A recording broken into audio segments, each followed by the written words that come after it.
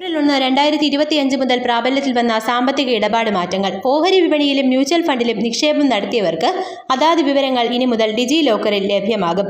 ആദായ നികുതി സ്ലാബ് വ്യത്യാസം. 2025 ബഡ്ജറ്റ് പ്രകാരം പ്രതിവർഷം 12 ലക്ഷം രൂപ വരെ വരുമാനമുള്ളവരെ ആദായ നികുതി ബാധിക്കുകയില്ല. പക്ഷേ വർഷാവർഷം ആദായ നികുതി റിട്ടേൺ ഫയൽ ചെയ്യണം എന്നത് നിർബന്ധമാണ്. സൈബർ തട്ടിപ്പിന് തടയിടാനായി ഉപയോഗിക്കാതെ കിടക്കുന്ന മൊബൈൽ UPI നമ്പറുകളിൽ നിന്ന് ഇനി മുതൽ പേയ്മെന്റ് നടത്താനാകില്ല. ഗൂഗിൾ പേ, ഫോൺ പേ എന്നിവയ്ക്ക് ഇത് ബാധകമാണ്. പാൻ കാർഡും ആധാറും ലയിപ്പിച്ചില്ലെങ്കിൽ ഓഹരി വിപണിയിലെ ലാഭവിഹിതം ഇനി മുതൽ ലഭിക്കുകയില്ല.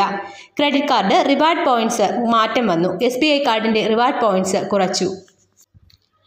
എയർ ഇന്ത്യ വിസ്താര ലയനം നടന്നതിനാൽ ആക്സിസ് ബാങ്കിന്റെ വിസ ക്രെഡിറ്റ് കാർഡ് ആനുകൂല്യത്തിൽ മാറ്റം വന്നിട്ടുണ്ട്. കേന്ദ്ര സർക്കാർ പ്രഖ്യാപിച്ച ഏകീകൃത പെൻഷൻ പദ്ധതി ഇന്നു മുതൽ പ്രാബല്യത്തിൽ വരും. നിലവിലുള്ള ജീവനക്കാർ UPSലേക്ക് ജൂൺ 30 മുൻപ് അപേക്ഷ നൽകണം. GST പോർട്ടലിൽ മൾട്ടി ഫാക്ടർ ഓതന്റിഫിക്കേഷൻ ഇന്നു മുതൽ പ്രാബല്യത്തിൽ വരും. ഇനി മുതൽ 180 ദിവസത്തിൽ കൂടുതൽ പഴക്കമില്ലാത്ത രേഖകൾക്ക് മാത്രമേ eWay ബിൽ എടുക്കാനാവുകയുള്ളൂ. ബാങ്കുകളിൽ ഉപഭോക്താക്കൾ സൂക്ഷിക്കേണ്ട മിനിമം ബാലൻസിന് വ്യത്യാസം വന്നിട്ടുണ്ട്. SBI, Canara bank, Punjab national bank എന്നിവയിൽ മിനിമം അക്കൗണ്ട് ബാലൻസിൽ മാറ്റം വരുത്തിയിട്ടുണ്ട്. പറഞ്ഞ മിനിമം ബാലൻസ് ഇല്ലെങ്കിൽ പിഴ ഒടുക്കേണ്ടതായി വരും.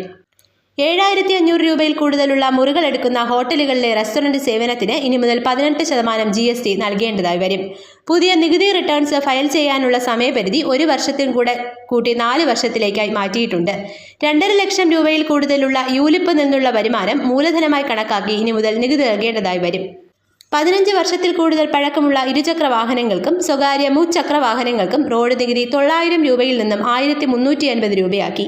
750 കിലോഗ്രാം വരെയുള്ള സ്വകാര്യ കാറിന് 6,400 നിന്ന് 9,000 രൂപയാക്കി നികുതി ഉയർത്തിയിട്ടുണ്ട്.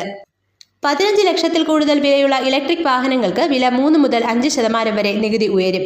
24 മണിക്കൂറിൽ കൂടുതൽ ഒരു ജില്ലയിൽ ഫോൺ സേവനം നഷ്ടമായാൽ ആ ഉപഭോക്താവിന് പ്രീപെയ്ഡ് ഉപഭോക്താക്കൾക്ക് നഷ്ടപരിഹാരത്തിന് അർഹതയുണ്ട്.